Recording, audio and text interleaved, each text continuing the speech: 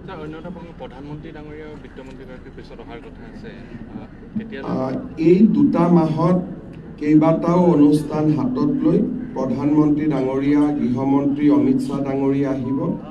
প্ৰধানমন্ত্ৰী ডাঙৰীয়া ডিচেম্বৰ মাহত গুৱাহাটী বিমানবন্দৰৰ নতুন টাৰ্মিনেল মুকলি কৰিব আহিব আৰু নামৰূপত 12 লাখ মেট্ৰিক টনৰ ইউৰিয়া আৰু এমোনিয়া যিটো আমাৰ কাৰখানা হ'ব বা প্ৰজেক্ট হ'ব তাৰ শুভ উদ্বোধন কৰিবলৈ আহিব।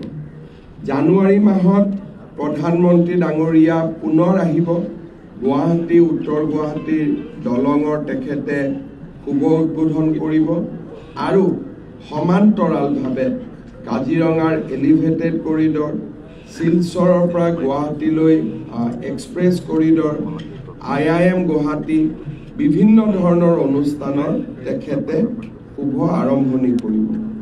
গৃহমন্ত্ৰী ডাঙৰীয়া ডিচেম্বৰৰ সেই ভাগত নহ'লে জানুৱাৰীৰ প্ৰথম ভাগত আহিব। গুৱাহাটীত আমি নিৰ্মাণ কৰা 5000 আসনযুক্ত জ্যোতি বিষ্ণু সাংস্কৃতিক প্ৰকল্পৰ শুভ উদ্বোধন কৰিব আৰু বৰদোৱালৈ গৈ মহাপুৰুষ শ্ৰীমন্ত শংকৰদেৱৰ জন্মভূমিত আমি নিৰ্মাণ কৰা প্ৰকল্পৰ শুভ উদ্বোধন কৰিব। গৃহমন্ত্ৰী ডাঙৰীয়াই ভাৰতীয় জনতা পাৰ্টিৰ বুথ সমিতিসমূহৰ সভাপতিসকলৰো এখন সভা গুৱাহাটীত সম্বোধন কৰিব। নিৰ্মলা সীতাৰমণ ডাঙৰীয়ানী অহাকালি গুৱাহাটীত আহিব। তেখেতে জাগিৰোডৰ ছেমি কণ্ডাক্টৰ প্ৰকল্পত অসমৰ প্ৰায় 300 গৰাকী উদীয়মান যুৱক যুৱতীৰ সৈতে কথা পাতিব।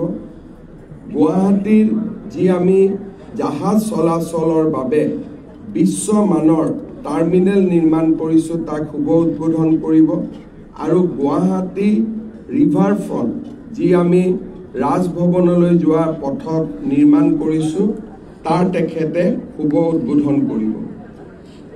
8 তাৰিখে ৰাতিপুৱা তেখেত গহপুৰলৈ গৈ আমাৰ শ্বহীদ কনকলতা বৰুৱা বিশ্ববিদ্যালয় আধাৰশিলা স্থাপন কৰিব।